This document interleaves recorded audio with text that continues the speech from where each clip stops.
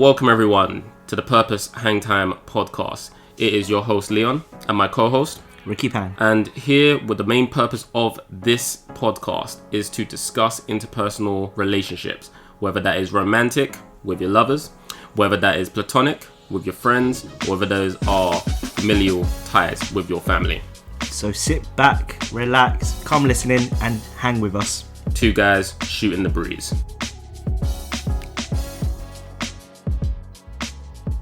Hello ladies and gents, and welcome to the Purpose Hangtime with me. I'm your host Ricky and my co-host Leon McFarlane, as per usual. Cool.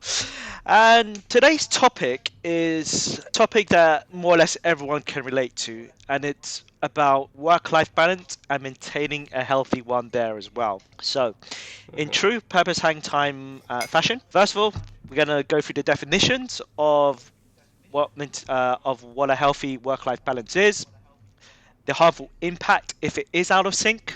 Given our real life examples here as well, and I think this topic is really pertinent to me because we'll go into it in a bit more detail, but we've had that discussion and intervention before about how my work-life balance was in the past. And then we're also going to be delving into some tips on how to achieve a healthy work-life balance there as well. So in terms of definition-wise, this was taken from the Mental Health Organization website. And a healthy work-life balance is not so much about splitting your time 50-50 between work and leisure, but it's more about making sure you're fulfilled and happy in both areas of your life.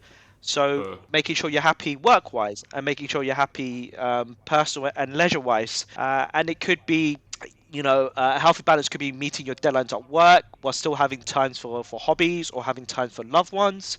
Having enough time to sleep properly and eat well, very important. And also not worrying about work when you're at home as well, where you can easily kind of switch off. In terms of that, essentially it's making sure you have those well thought out boundaries and barriers when it comes to make sure that work stays at work and your hobbies stay when you're out of work, because it's so important to make sure that your identity is not just work hard, or work hard and play hard. It's one of those things where there has to be a balance, or else you can lead yourself headfirst straight into a wall regarding your mindset and regarding your energy. So I think this is a very important discussion to have, especially in terms of how it affects your life regarding your friends, regarding your romantic partners, and regarding your family, because these are all people who are involved in our circles on a regular basis, and we must make sure that the connection is strong regarding those three groups, as well as finding the connection with ourselves. So Rick, without further ado, take it away with today's episode. Yeah, absolutely. And now, if you do have a unbalanced work-life dynamic, that could lead to some serious physical consequences. I was just reading the other day, one study found that the risk of stroke is higher in people that work more than 55 hours a week.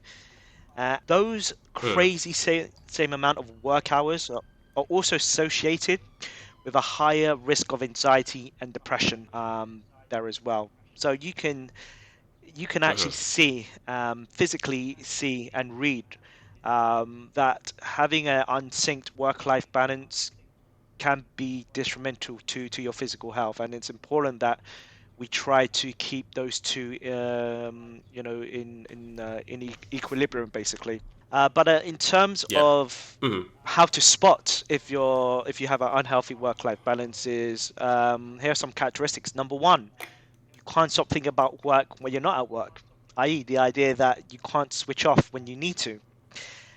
And those who find it difficult to kind of draw the boundaries between work and your personal life are at a higher risk of burnout. And I know completely how they feel. I've been kind of going through that personally in the past, and it's not a nice feeling and not a nice place there to be. Your relationships, both inside and outside of work, can also suffer as well. You may become irritated or you became more distant with co-workers and loved ones. And again, the purpose hang time is to strengthen those mineral, romantic, and also friendships, and Yes, bring indeed. us closer Hmm. together. And if you have an unbalanced work life, then obviously that's going to become a significant barrier to those connections there.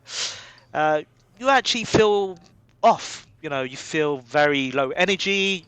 You feel like you may have like unexplained aches and pains as a symptom Hmm. of that, and you just feel generally like, oh shit, you know, I can't be bothered today, or you know, I'm just too tired to do this.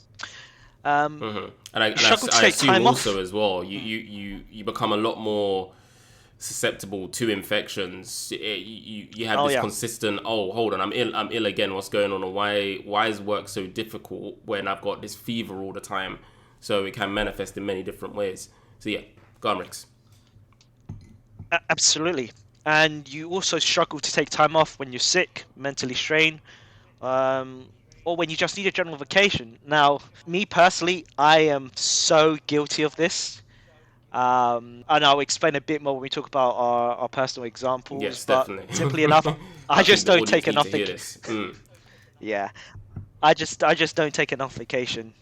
Or even when I'm sick, I'm still checking the emails, or checking the messaging system we use in the workplace. So that's something to kind of bear in mind and consider.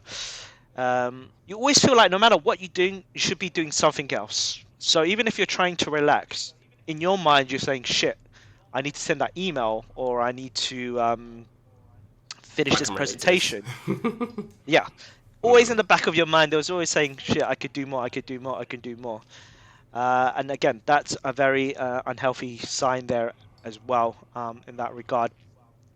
But you know, talk about the characteristics and also the signs. I mean, Leon, do any of these personally stand out to you? Have you personally experienced any of these, or went through any of these um, symptoms? Well, I can definitely say in terms of irritability. So yeah, again, I'll delve a bit further when it comes to the examples itself. But having that really, really, really busy day at work or busy week at work, and it just requires you Yeah. to be consistently switched on. Being consistently switched on all the time has its issues. It's great in the workplace because then you're quick to it. Let's say there's an issue that's going on in the lab. Yeah, again, the audience knows I work in a lab within industry. A situation goes in the lab, you can quickly delve into that situation and dynamically find a resolution to that problem. However, when you bring Yeah. that home, it's that constant thinking of it, and your energy levels, they start to dip massively over the working week. We have 5-day working weeks here. I petition for a Yeah. 4-day working week, but you know what it is. We'll see what happens in Mm. future. But by the time it hits that Tuesday, Wednesday, just so lethargic, and you're just like, oh, work again. And you're like, oh, can I keep these energy levels up? So yeah, for me, it's more that I've never personally struggled to take time off. That's a given. Yeah. But yet again, with me starting this new role, and I think the same with you, it's like, yet again, it's trying to set a level of performance that people generally regard that you should have, and trying to impress people. So you're less likely to take time off in your early starts when it comes to a Mm. role. So yeah, I definitely can relate with quite a few different things. And yes, your relationships do start to suffer if you're always thinking about work and you can't switch off, because it means that your focus can't move to the other things that's going on in your life. And when it comes to lives, or when it comes to your life, it is multi-layered. It's not just work unless you really, really want it to be. But then why would you want that to be your life? Which I'm sure you will delve into a bit more when everything Yeah. is linked to work, whether that's your friends and everything. So that life requires variety. So yeah, that's essentially my viewpoint in terms of. But I'll delve further into it, ladies and gents, when it comes to the actual examples. So yeah, so those, yeah, Mm. that's my viewpoints regarding the characteristics. They're all very, very valid viewpoints. Yeah. Well, speaking of examples, it leads us nicely onto the next section, where we talk about our personal experience. I guess you could call this section just shooting the breeze.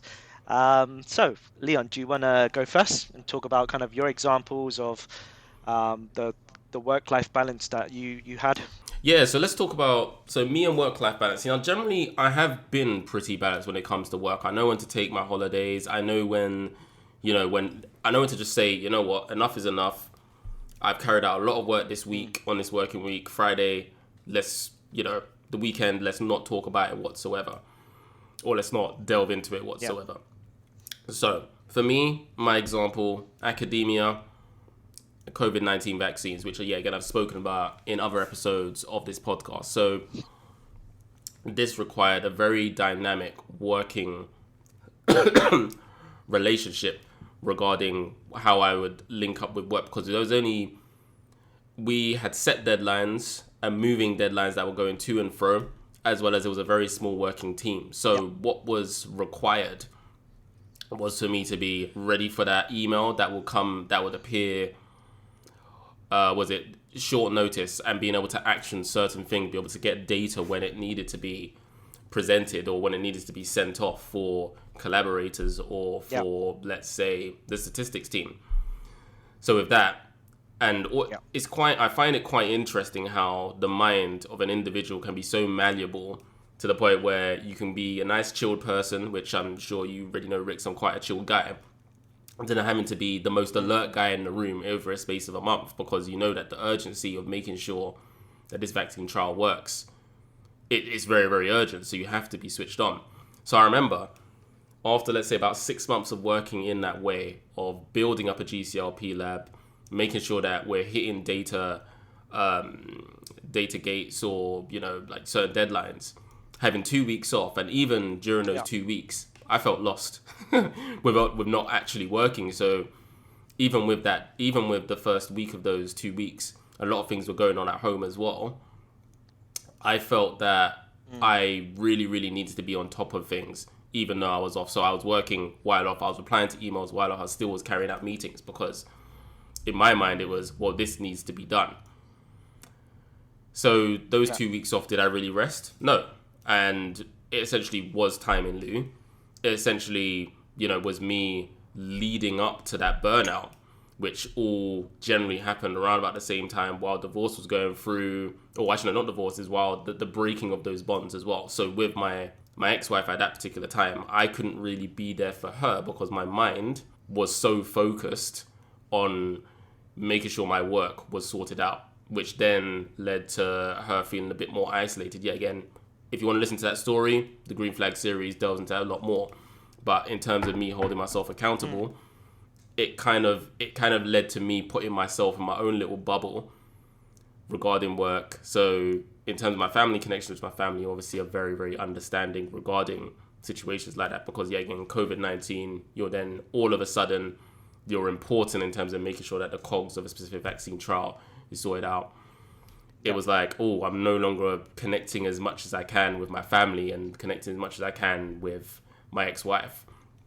So what was the resolution in terms of that? I learned my lesson from that. And it was, when you do have a break off, I had managed to accrue more than 2 months worth of annual leave, which is absolutely insane, and time in lieu. Obviously, there was nowhere to go, because normally I would have a nice holiday somewhere, or or just do something that's completely different, carry out some activities, or I've got plenty of hobbies. But yeah, my mind was just so tuned into work that the resting wasn't efficient. I couldn't sleep properly. It all had these knock-on effects. I didn't fall sick, but definitely it did have a knock-on effect regarding my own personal health and mental health.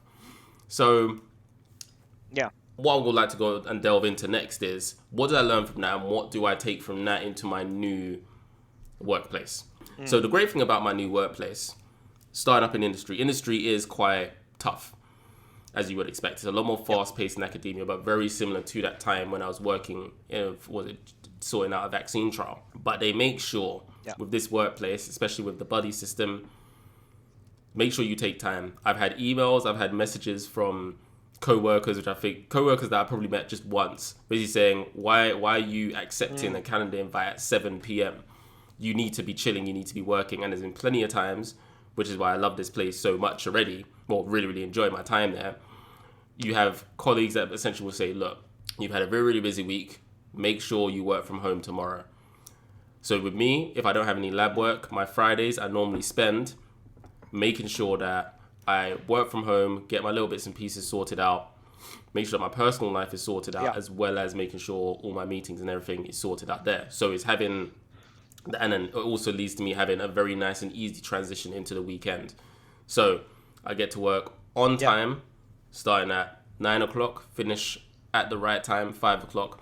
And whenever I have to work a little bit extra or a lot extra, hence with this week as well, especially early on during the week, I make sure it's balanced out to make sure that I have a good work-life balance where I'm achieving at work and understanding and learning new things, but also having that time to have that dedicated rest.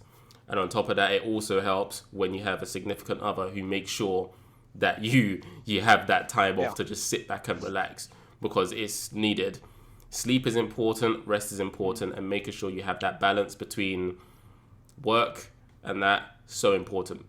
Because if we stay with Pareto principle, you need to, that 80-20% balance, you need to make sure that when most work that you achieve is by doing that small extra 20% to get that 80% extra. So, you know, so you don't need to be working flat out 100% to gain 100%. It's not all linear. So that's my thoughts in terms of that. Yeah. Now I'm a lot more, as an individual, I make sure, yes, I still have Outlook and everything on my phone, but as soon as it hits 5 o'clock or I leave, 5 o'clock, 5:30, and I leave the workplace, those Teams messages, those Outlook candidate invites, all those sort of things, even the pets channel for my workplace, that's all muted just so that I make sure I have a good solid boundary between work and home life. And when it comes to weekends, my Sundays, it's just myself and significant other. We sit, relax, work is not delved into whatsoever. And then when it comes to Monday, I am refreshed and ready to start a working week with full potential. So those are my viewpoints in terms of that. Delved into a lot there. Spoke for a good 7 minutes, 8 minutes.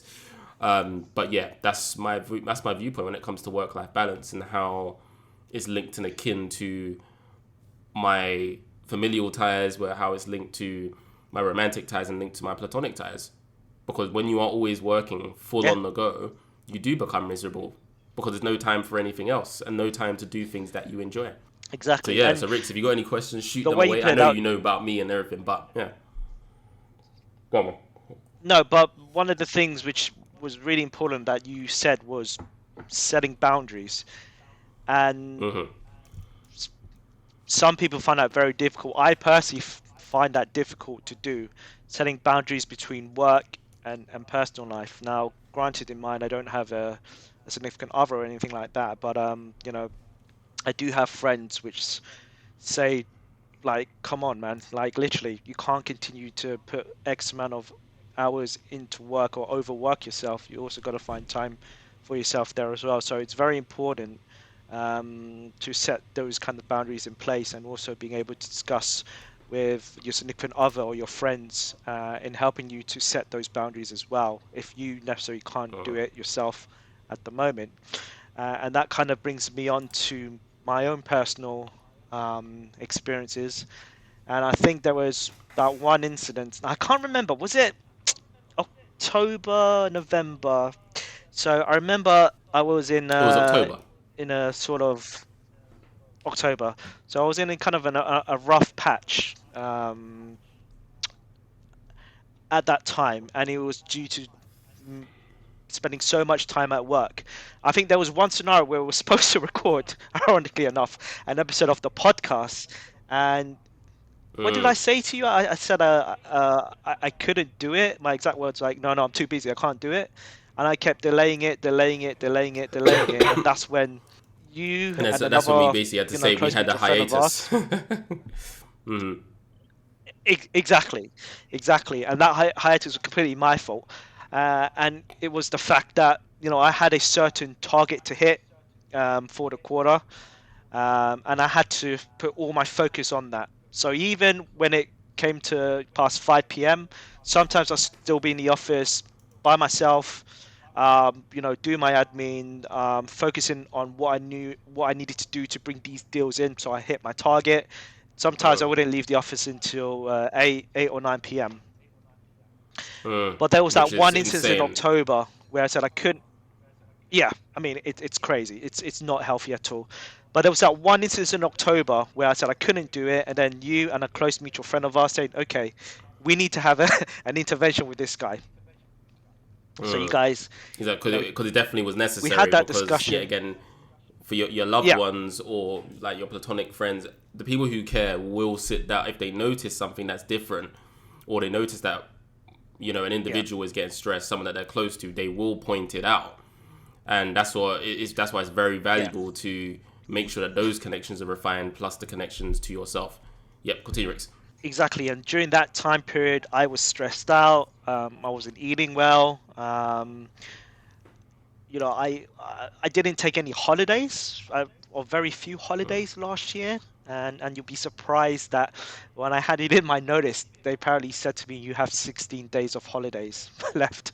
Yeah, And so I'm it's like, what, "What?" 3 weeks? And Yeah, they that's could, insane. See, I mean, I'm yeah, always the one who I wouldn't say scrounging for holidays, but you have to always plan these things in advance.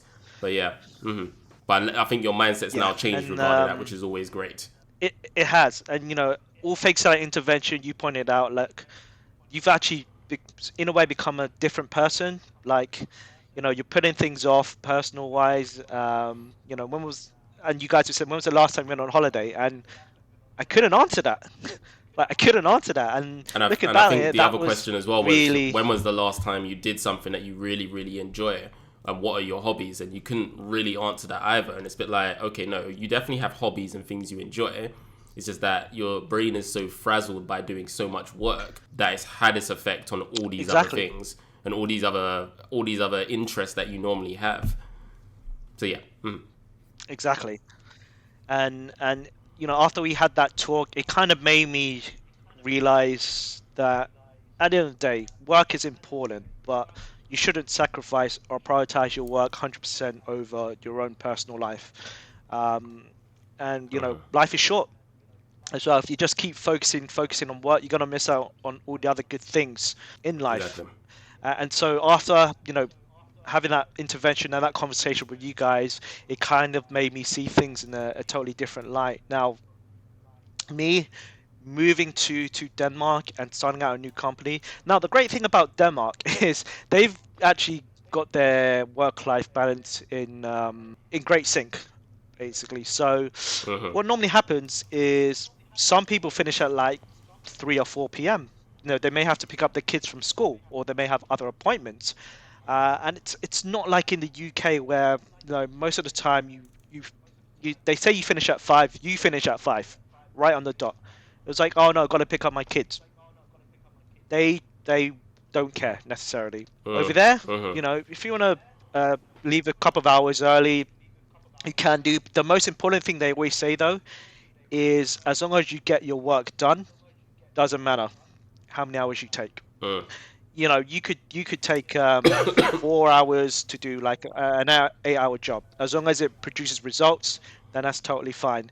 And especially on Fridays over there in Denmark as well, they've normally finish around 3 to 4 p.m. And then the weekend Yeah. starts. And again, just being in that environment and just seeing how it works, I'm beginning to kind of learn and develop that it's okay to finish early. You don't have to bust your ass till 8 or 9 p.m. on Friday night. If you want to go out with your And yeah, you friends, have a shouldn't good feel time, guilty have whatsoever. dinner, have drinks. Exactly. So I'm beginning to kind of get my work-life balance in sync right now. And yeah, it's becoming more healthy for me. I feel less stress, mentally, emotionally. I feel better there as well. So Good on you, Rex. Yeah, keep it up, because yeah, you definitely were in a specific situation back then. Um, yeah, we definitely had, myself and another mutual friend of ours. We had to literally sit him down to say, look, you need to get this sorted, because there's so much life to live, and work will always be there on Monday morning. Yes, I understand you had deadlines and everything, but if you don't reach a deadline, you're not going to die. And if it's the case where you are a high exactly, performing individual within your company, why should you then need to pull your leg out to make sure you get over the line? Or it could be the case of just planning. I'm not saying that you're yeah, a procrastinator, Rick, but There are some people who procrastinate a lot, and let's say you have 3 months to hit a deadline or hit a target, they leave it until the last minute. Why not change that and optimize the way that you work and get the plan and get the course of action sorted out earlier on. So when it comes to closer times to that deadline, you can have a more relaxing time and it's a lot more mindful versus the stress, the cortisol. Yeah, again, as stated earlier, that stroke statistic, even though no individual should be working any more than 40 something hours anyway. 55 hours is mainly not within our sectors. Well, okay, no, not in my sector. Let me speak for myself. It may be different in sales, but it's always important to balance it out where if you have worked that many hours, at least balance it out with, okay, boss or manager or senior consultant, whoever it is, senior member of staff, I've worked very, very hard and consecutively for these amount of days, and I'm going to now take this day off to balance it out. That really cannot be argued, especially if it's disputed via the proper channels. Exactly. So now that we've kind of discussed our personal experiences, in true, typical purpose Hangtime fashion, we're just going to give some, tips and advice on how to achieve a healthy work-life balance. And start off with number 1, plan ahead, which I think you alluded to. So, funnily enough, I didn't even have a plan. Have a proper plan in place on, for example, if you have goals and deadlines to hit, make a timeline, or make a diary or schedule. Just saying, okay, day 1, I'm going to be doing this. Day 3, day 5, listing all your objectives that you want to complete for the day, and breaking down that goal into these mini objections, which will help you along. And if you also can as well, try to combine both your work activities with fitness or leisure activities as well. So if if you are a remote worker and you have like maybe several virtual meetings back to back, why not try taking one of them while you go for a walk? At least that way you're killing 2 birds with 1 stone. You're getting your walk in, you're getting your exercise in, but you're also holding the meeting as well. If it's not a particularly important one, and you necessarily don't need a total silence to hold that meeting, why not do that? Number 2, exactly. kind of embrace the way your brain works. You could also use like productivity hacks, like a Pomodoro timer to work in like short focused bursts. Try to break down your goals into like mini blocks, for example. Yeah, and you can always also helpful set because when one can achieve so much focus. Sorry to cut you off, Rick. So one can achieve so much focus and get so many things done by just having a quiet zone of an hour. Let's say, for example, on a Friday, to just get your work done. So just like how I've taken advantage of working from home on Fridays to get all analysis and everything done, and just setting my teams to do not disturb, I can get a whole heap of work done versus being in the office where I'm more likely to be spoken to or distracted. So yeah, exactly. And then number 4, setting boundaries, making sure you end work at a certain time. So make sure that you have a actual end time for work. So set a time. So let's just say I set a time. Okay, I'm finishing work by 5 p.m. When it goes 5 p.m., I'm powering off my work laptop, or I'm muting my notifications, whether it be on Slack or Microsoft Teams or even emails. Don't even look at it when it does go when your end time for work does happen. Just put it all away and focus on spending time with your loved ones, romantic, family, or just friends in general as well. Definitely, very, very important to do that. And there are other ways of counteracting that as well. So with me, what I like to do nowadays is leave my work laptop at work as soon as I finish work. So that means there's no desire to, let me send this quick email to so and so. It's all at work, so it means I have to switch off. Exactly. The next one is make time for yourself and your loved ones, which I think is very, very important. And that would be, when you switch off work, that you've given your time for the day to work. Now it's time to give your time of the day to either your romantic partner, your friends, or family there as well. And it's always good to be in the moment with them as well. So what I mean by that is not constantly checking your phones for work emails or work messages. Just, putting your phone away, focusing on the conversation or the moment, whatever you guys may be doing as well. So an activity with whoever you're currently spending time with. So it's very important to be in the moment with them at that time. Take a vacation. Next point, and I am so guilty of this as well. But I think this year I'm going to take more vacation, more time for myself. I'm pretty sure I'm going to have friends in Copenhagen. They'll be like, "Hey, where are you going to go on vacation next, or do you want to go away somewhere together?" So I'm pretty sure those type of people are going to keep me on the straight and narrow. But yeah, take a vacation when you can, and when you do take a vacation, again, make sure you're switching off completely. You're not checking your work emails. You're not checking your team's Slack messages in that regard as well. And I think you did touch upon this, Leon, as well. Next point is find something you love or like to do outside of work to engage in. And, this could be hobbies. I think we're both, like to do gaming when we can. Yeah. We also, like to do sports or read. So yeah, make sure you always have a hobby and you know what those hobbies are as well.